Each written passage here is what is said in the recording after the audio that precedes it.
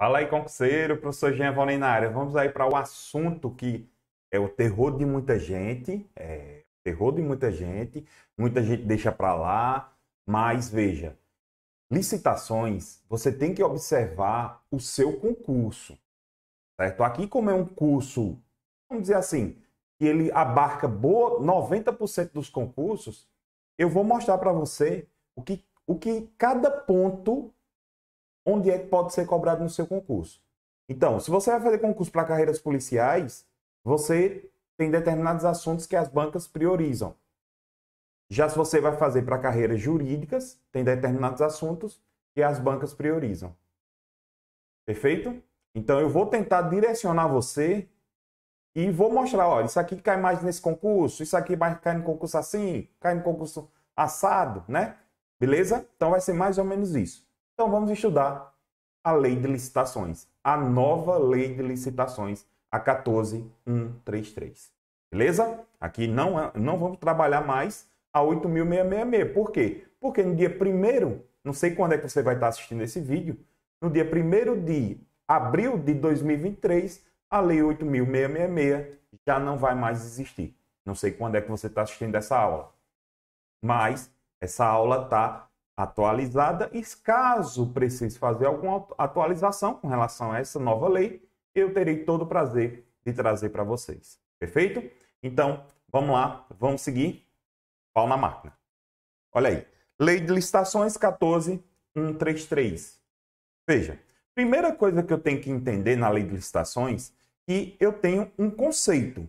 Veja, a primeira coisa é que licitação ele é um procedimento, como regra, obrigatório. É um procedimento, como regra, obrigatório. A administração pública, ela é obrigada a licitar. Ela é obrigada a licitar. Salvo algumas exceções que nós vamos ver, que ali é o que a gente chama de contratação direta. E esse tópico de contratação direta é um tópico que cai em quase 100% dos concursos, independente do concurso que você fazer. Então, se um aluno chegar para mim e dizer assim, professor, eu só quero estudar um tópico da lei de licitação, eu digo, estude contratação direta. Só existem dois assuntos que a maioria das bancas cobram. Contratação direta e modalidade de licitação. Pronto, acabou. O aluno que estudou esses dois, estudou bem, ele tem grande chance de gabaritar licitações nos concursos, porque é exatamente, praticamente isso que as bancas cobram. Só que aqui eu vou precisar trabalhar um pouco mais de coisa, beleza? Então, é um procedimento obrigatório para o quê? Para realização de contratos administrativos. Contratos administrativos. É para a realização de contratos administrativos. A administração pública ela não tem essa liberdade de comprar quando ela quiser. Não tem essa liberdade como regra. Eu posso sair daqui e comprar um computador, não preciso fazer licitação porque eu tenho essa liberdade. Já a administração pública não é dessa forma. Ô professor, e veio de onde essa obrigatoriedade de licitar? Olha só, veio da nossa Constituição. A nossa Constituição obriga que o administrador público, como regra, ele licite. Está aí, ó. Previsão constitucional, está aí, ó. Ressalvados, olha só, os casos específicos na legislação, ou seja, são as exceções de contratação direta, obras, serviços, compras e alienações serão contratados mediante processo de licitação pública, que assegure o quê? Igualdade de condições de todos os concorrentes. E aí tem o princípio da igualdade, certo? E eu tenho aqui as cláusulas que estabelecem obrigações de pagamento mantidas as condições efetivas da proposta, nos termos da lei, o qual somente permitirá as exigências de qualificação técnica e econômica indispensáveis para garantir o cumprimento das obrigações. Perceba que a nossa Constituição ele diz que eu tenho que manter a igualdade entre os licitantes e eu sempre tenho que licitar para buscar a proposta mais vantajosa para a administração pública. E para eu buscar a proposta mais vantajosa para a administração pública, eu tenho que observar a qualificação técnica da pessoa que eu estou contratando. Por isso que existe ali uma fase preliminar da licitação, onde eu vou avaliar as condições técnicas da empresa, da pessoa que eu vou contratar, para saber se ela vai ter condições ou não de realizar a licitação. Professor, e de quem é a competência para licitar, para criar leis sobre licitações? De quem é a competência? É da União. A União ela criou essa norma geral, que é a Lei 14.133, mas os estados e os municípios podem complementar essa norma exatamente para trazer dentro das suas peculiaridades. Porque tem municípios e estados que criam sua lei de licitação, mas ela não pode contradizer a lei geral. Olha só. Normas gerais de licitação, cabe à União a criação de normas gerais de licitação e contratação em todas as modalidades para as administrações públicas direta, autárquica, fundacionais da União, dos estados, Distrito Federal e municípios, obedecidos ao disposto do artigo 37, que é o teto, e também para as empresas públicas, sociedade de economia mista, nos termos do artigo 137, parágrafo 1º. Eu vou tratar sobre isso. Porque a gente vai ver daqui a pouquinho quem é obrigatório licitar, quem é obrigado a licitar e quem não é. E quando vai ser? Porque, entenda, as empresas estatais, empresas públicas, sociedade de economia mista, têm algumas situações que elas não fazem licitação. Não fazem licitação. Mas eu vou falar isso no decorrer do nosso curso. Vá com calma. Vamos com calma. Olha aí. Quem deve licitar? Essa previsão está lá no artigo 1º. Lá no artigo 1º, ele diz quem são as pessoas que são obrigados a licitar. Eu tenho ali um rol de pessoas. Olha só. Esta lei estabelece normas gerais de licitação e contratação para, olha só, quem deve licitar? Administração direta, autárquica, fundacional da União, dos estados, Distrito Federal e dos municípios. E abrange mais quem? Todos os órgãos dos poderes legislativo, judiciário da União, dos estados e Distrito Federal e os órgãos do poder legislativo dos municípios, quando desempenham da função administrativa. Olha só, muito cuidado com esse inciso 1º. Todos os órgãos do legislativo, do judiciário, eles são obrigados a licitar quando estão na função de administrar, o que a gente chama de função atípica. No nosso curso a gente já trabalhou isso. É o que a gente chama de função atípica. Dentro da função atípica, o legislativo e o judiciário, eles são obrigados a licitar. Professor, mas quem é obrigado a licitar? Olha aí, os fundos especiais. Os fundos especiais também são obrigados a licitar. Os fundos especiais, eles são obrigados a licitar e também as demais entidades controladas direta ou indiretamente pela administração pública. Professor, quem são esses fundos especiais? Esses fundos especiais é o famoso FGTS.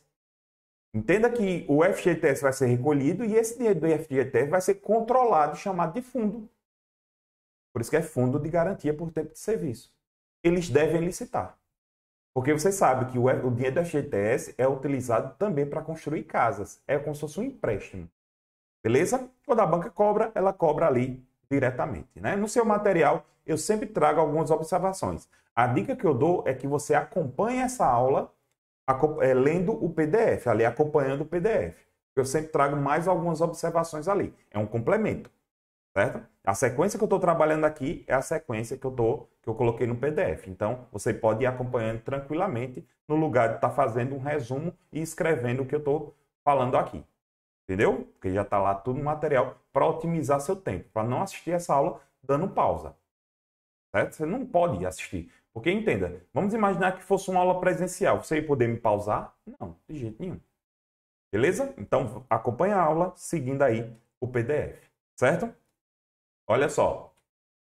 Aí, você tem que analisar isso aqui, ó. Quem deve licitar? Toda a administração pública. Toda a administração pública. Só para a gente reservar. Administração direta e a administração indireta. Certo? Administração direta e a administração indireta. Quem é a administração direta? União, Estado, Distrito Federal e municípios. Mas também quem tem que licitar? Poder Judiciário e Poder Legislativo na função de administrar. Administração indireta. Fundações públicas, autarquias. Professor, e as empresas públicas e as sociedades de economia mista, elas não podem licitar, não? Elas não podem licitar, não? Veja, entenda uma coisa, quero ser bem claro para você, com você. Você vai ter que analisar qual é a função que ela está fazendo. Como assim, professor? Não consegui ser... Seja mais claro. Olha, vamos pensar numa sociedade de economia mista, Banco do Brasil, certo? Banco do Brasil. O Banco do Brasil é uma sociedade de economia mista. Eu tenho a atividade do Banco do Brasil, que é a atividade fim. Mas também eu tenho a atividade meio. Então eu tenho que fazer isso aqui, ó. Eu tenho que ver se as empresas estatais eles estão realizando atividade fim ou atividade meio. Vou ter que ver isso hoje. Isso aqui. Se ele está exercendo a atividade fim ou a atividade meio. Se estiver exercendo a atividade fim, não licita. Não licita. Se estiver exercendo a atividade meio, tem que licitar. Professor, mas me diga aí o que seria isso? Olha lá. Banco do Brasil, vender título de capitalização, emprestar dinheiro, fazer monetizações e tudo mais. Isso é tudo atividade fim do Banco do Brasil. Se eu chego no Banco do Brasil, quero fazer um empréstimo. Eu digo, gerente, eu quero um empréstimo. O gerente vai chegar para mim e vai dizer, epa, peraí, não é assim não. Primeiro vamos fazer uma licitação.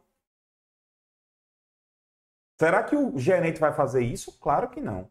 Ele vai lá ver se você está tudo ok, se você está com o nome negativado, essas coisas, e empresta o dinheiro a você.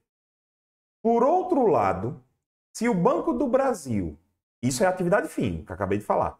Se por outro lado o Banco do Brasil vai precisar comprar papel, caneta, lápis, borracha, pronto, veja, construir um novo banco.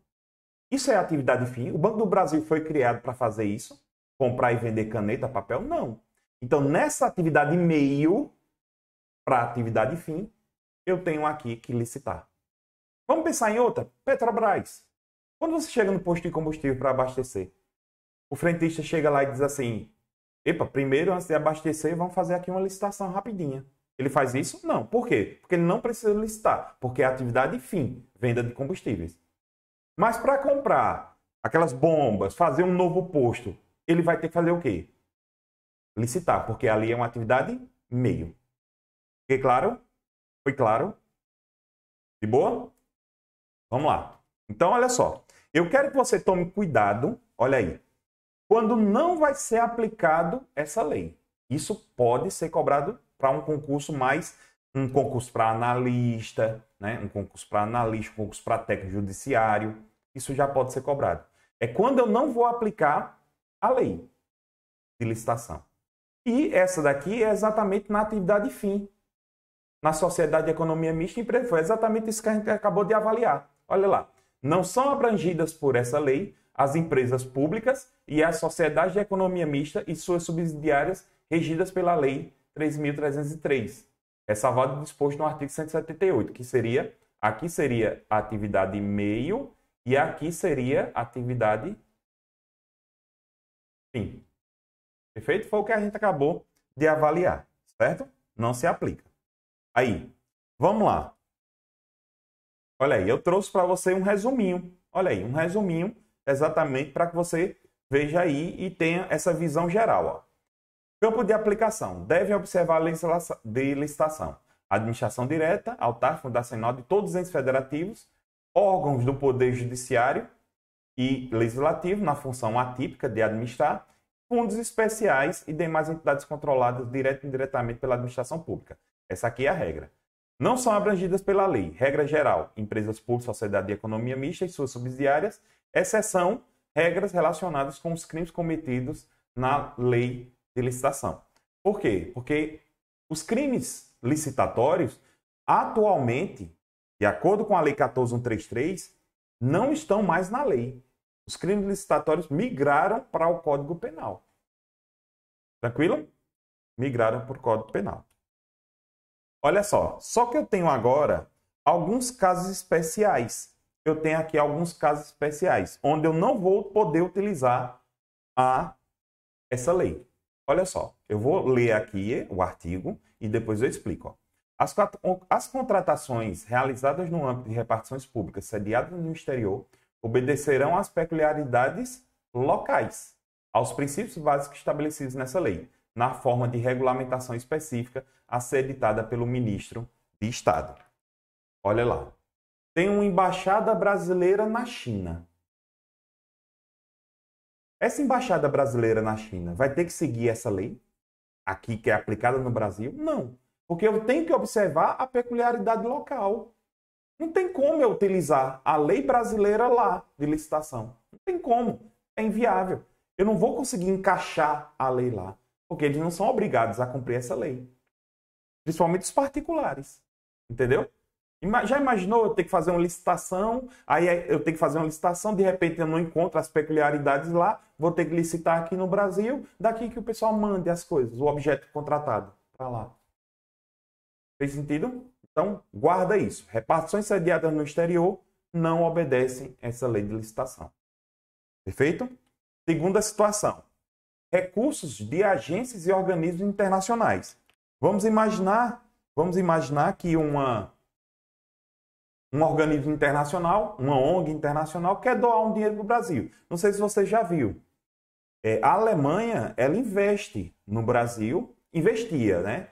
Só que isso depende muito do governo federal. Dependendo do governo, e se for um governo que ele gosta de desmatar mais, se ele não gosta.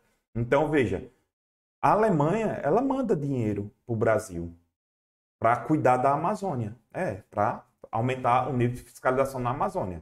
Mas isso depende muito do governo federal, de quem está no governo federal. Então, o que acontece? Esse dinheiro mandado vai ter que ser feito um processo licitatório? Não precisa. Então, esses recursos provenientes dessas agências e desses organismos internacionais não precisam obedecer à lei de licitação. Olha lá, é um pouquinho grande esse parágrafo, mas vamos ler com calma. Nas licitações e contratações que envolvam recursos provenientes de empréstimo, doação oriundos de agência oficial de cooperação estrangeira ou de organismo financeiro de que o Brasil seja parte, podem ser admitidas condições decorrentes de acordos internacionais aprovados no Congresso Nacional, ratificados pelo Presidente da República, condições peculiares à seleção e contratação constante de normas e procedimentos das agências e organismos internacionais, e olha aqui, a documentação encaminhada no Senado Federal para autorização de empréstimo de que trata o parágrafo 3º desse artigo deverá fazer referência às condições contratuais que incidam na hipótese do referido parágrafo. Veja, esse dinheiro é utilizado para alguma coisa. Aí, nesse caso, eu não utilizo a lei de licitação porque o recurso é oriundo de agências internacionais. Guarda isso. Não se preocupa com o parágrafo. Vá por mim. Confie em mim. Guarda quando não vai ser aplicada. Recursos de agências e organismos internacionais. A banca só vai perguntar isso. Feito? Também reservas internacionais. Eu tenho aqui também a situação de compra. Aqui entraria a questão de compra e venda de moeda estrangeira. O Brasil faz isso constantemente. Vai precisar fazer licitação? Não. Olha aí. As contratações relativas à gestão direta e indireta das reservas internacionais do país, inclusive as de serviços conexos ou acessórios a essa atividade, serão disciplinadas por um ato normativo do Banco Central e não por essa lei. Não pela lei de licitação. Tranquilinho?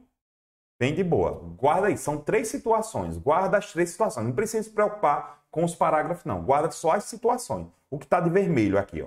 O que eu coloquei de vermelho. No seu material também está de vermelho. Então, guarda isso aqui.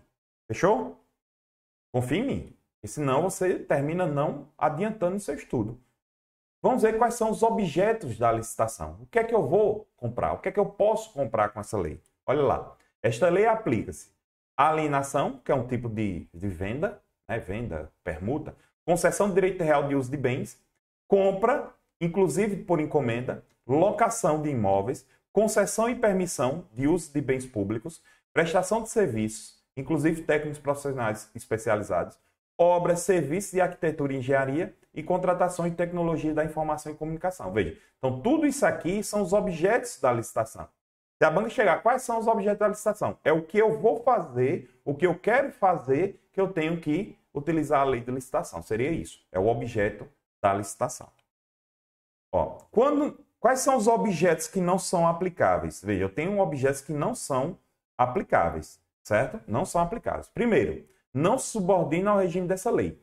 Contratos que tenham por objeto operação de crédito. Bolsa de valores. A bolsa de valores. Internos ou externos. E gestão de dívida pública, incluída contratações de agente financeiro e concessão de garantia relacionada a esses contratos. E o outro, contratações sujeitas a normas previstas em legislação própria. Então, bem tranquilo aqui, não, só é guardar esse esquemazinho aqui, ó. Não se aplica essa lei aos seguintes objetos: operações de crédito, dívida pública, concessão de garantias e contratações. Não se aplica. Quando as bancas estão cobrando, que pouquíssimas bancas inventam de cobrar isso aqui, ela cobra exatamente essa verticalização que eu estou trazendo para você. Mas assim, na maioria dos concursos isso aqui não é cobrado. Vamos lá, você está fazendo um concurso para um INSS da vida, um concurso para carreiras policiais. Nem se preocupe com isso. Nem se preocupe, isso aí não vai ser cobrado. Certo? Aí agora tem aqui, ó, preferência, aí tem os detalhes. Aqui são os detalhes que você tem que focar. Olha aí. Preferência para microempresa e empresa de pequeno porte. Veja, a nossa lei de licitação, ela prevê que as empresas, microempresas e empresas de pequeno porte, elas têm uma margem de preferência. Então, num conflito entre uma empresa maior e uma empresa de pequeno porte ou uma microempresa, essa vai ter uma margem de liberdade um pouco maior de contratação. Então, mesmo que eu tenha um valor um pouco mais alto, eu contrato com essa pequena empresa, exatamente para incentivar a pequena empresa. Então, de uma maneira resumida, eu trago, ó, resumidamente, a legislação prevê as seguintes preferências para microempresa e empresas de pequeno porte. Primeiro que ele vai ter que fazer comprovação da regularidade fiscal. Eu só posso contratar se a empresa estiver certinha, e também trabalhista. E eu tenho uma preferência, também como critério de desempate, consistindo na possibilidade de ofertar uma nova proposta inferior à do licitante, que seria o vencedor. Vamos lá. Deixa eu explicar isso aqui. Vamos imaginar que duas empresas empataram, certo? Duas empresas empataram. Uma empresa maior e uma empresa de pequeno porte. Empataram no valor, R$100.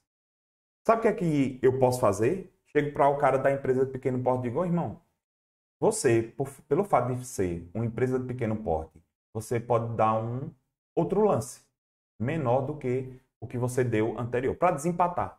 Só que eu só dou essa oportunidade para a empresa de pequeno porte. Então, se foi R$100, eu chego e digo: opa, então vai ficar por 95. Pronto. Aí eu vou lá e contrato com essa empresa. É uma margem de preferência. Certo? Agora, para critério de desempate. Mas também tem outra situação que vai ser considerada empatada. É uma margem a mais. Olha lá. Aqui, ó. Considera-se empatada a proposta de microempresa e empresa de pequeno porte igual ou até 10% superior à do licitante mais bem classificado. Vou explicar agora aqui. Vamos lá. Uma empresa maior ofereceu um lance de R$100. A empresa de pequeno porte ofereceu um lance de R$110. Foi maior. Para a administração pública, a proposta mais vantajosa é a de R$100. Concorda comigo? Certo? Só que aqui, essa diferença de 10% eu considero como se fosse o quê? Empatada. Aí eu chego para a empresa de pequeno porte e digo: irmão, deu outro lance aí? Uma proposta menor? Aí eu vou lá e diminuo. É o que a gente chama de margem de preferência. Cuidado que na lei anterior, essa margem de preferência era de 25%. Reduziu para 10%. Muito cuidado com isso. No nosso, aqui, junto com esse curso, você tem que tomar... Eu sempre, quando tiver alguma coisa distinta, eu vou fazer essa relação na lei anterior. Apesar que não vai servir mais para nada. Mas eu vou fazer porque a banca pode, de repente, utilizar o que era previsto na lei anterior para fazer você errar a questão, certo?